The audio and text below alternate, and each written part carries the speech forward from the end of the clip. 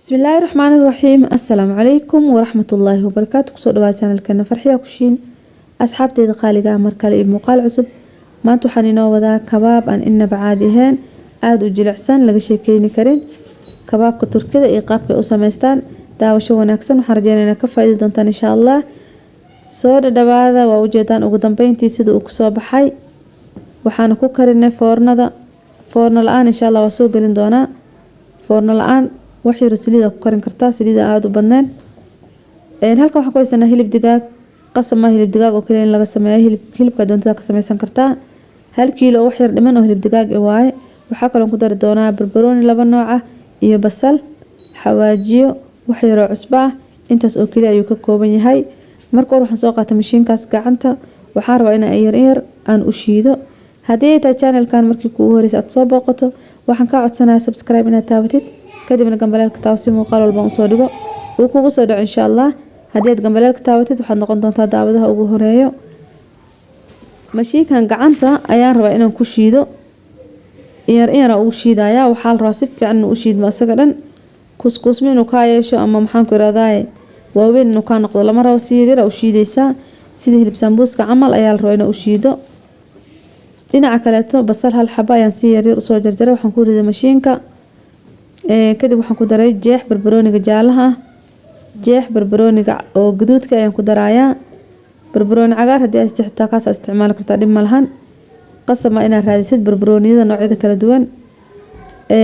kommentidiina aad ugu faraxsanahay, waan ku mahadsantihiin. muuqaalkan saacad ka hor ayaan soo geliyay. run ahaantii muuqaalka waan fiirsaday, caadi waan confirm garay, anaa cod saaray, waxba ma qabin. laakiin markaan YouTube soo geliyay dhinac dhan uu mugdi ka noqday. subxaanallah.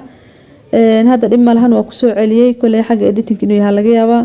inkastoo marka hore anaa cod saarsamaha waan arkay, waan u jeeday inuu caadi ahaa, laakiin ma aqaan meesha mugdigu ka imaaday.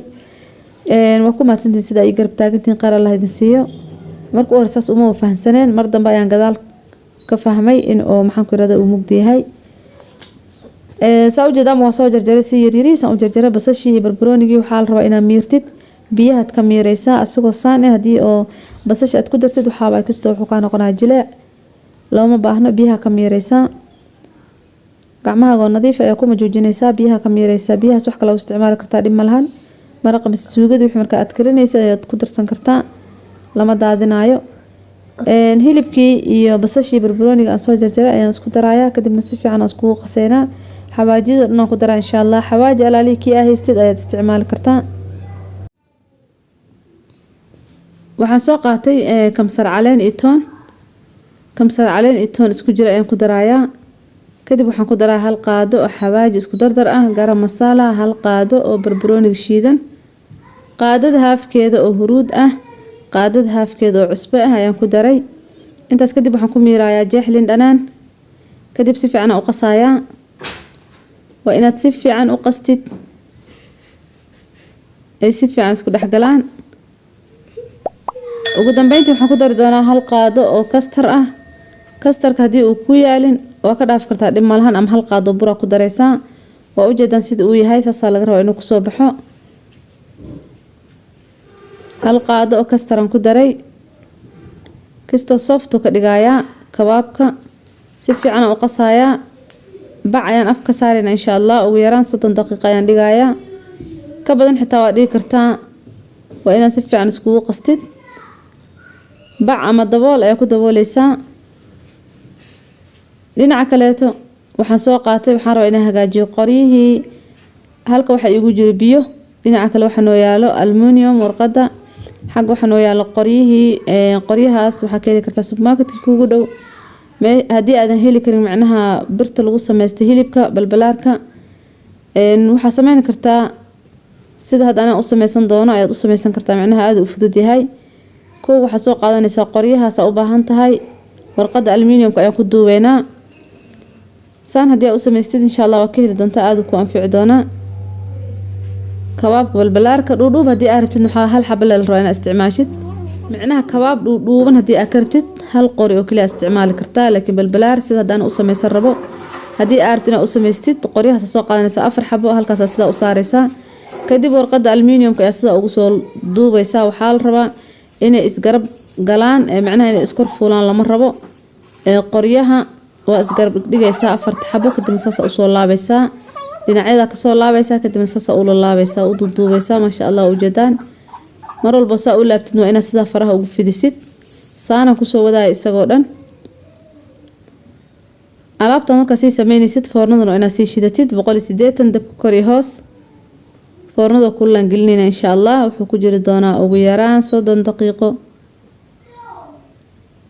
waa ujeedaan sida uu soo baxay saas u soo goynaysaa wax weyn qiyaasku sano weyn saas u soo goynaysaa kadib waxa soo qaadanaysaa warqadii iyo maxaan ku raada qoryihii aad isku soo hagaajisay uma baahan inaad saliid marisid si fudud uga bixi doonaa kadib saas u riixaysaa kor iyo hoos markuu gaaro biyihii faraha u gashanaysaa kadibna dhaxda ayaad far iyo suulkaada ayaa sida ugu tuujinaysaa wax yar dhaxda waa inaad sida uga tuujisid waa ujeedaan aad u fududahay ma sha Allah soo tijaabi aad u idin anfici doonaa wax walba jeceshaan lagu cuni karaa kii labaadna sidoo kale asagoo dhan saana u soo hagaajinaya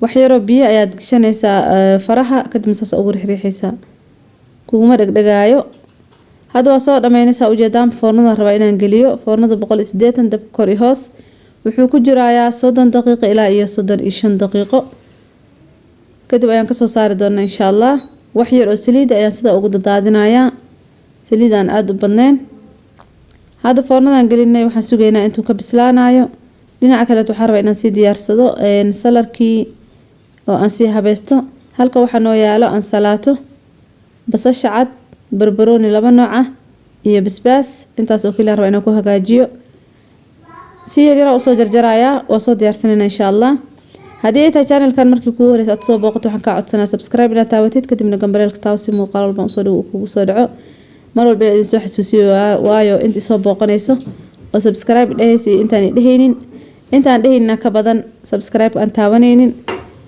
haddii aad gmail haysanin gmailka furo like taada u baahanahay ma fahanteed idinkana waa ka faa'iideysaan waa ujeedaan kabaabka sidoo ku soo baxay ma sha Allah foornadan ka soo saaray inaba caadi ma ahan waxaan soo qaatay saxankaas alwaax ah waxaan dul saaray ansalaato kadibna kabaabkii aan sida u dul saaray dhinaca kale waxaan saaranaynaa sidoo kale barbaroonigii basashii basbaaskii ee halka ka saaranaynaa saxanka waa inaad iska qurxisid sidoo kale liintii aan soo jarjaray dhinaca kale waxaan ka soo saaray waxay tahay mayonnaise iyo yaanyada jibsiga ayaan isku soo qasay waa ujeedaan sida uu jilicsan yahay ma sha Allah laga sheekeen karo soo tijaabi idinkana waad ka heli doontaan muuqaalka like noo saar asxaabtiina u sii share garay jazakallahu khayran waad ku maatintiin daawashadiin iyo sida mar walba ila socotaan dhinaca kale waxaan rabaa inaan fiirino qoryihii iyo warqadihii aan isku duuduubnay macnaha qoryaha hadii oo ay gubteen camal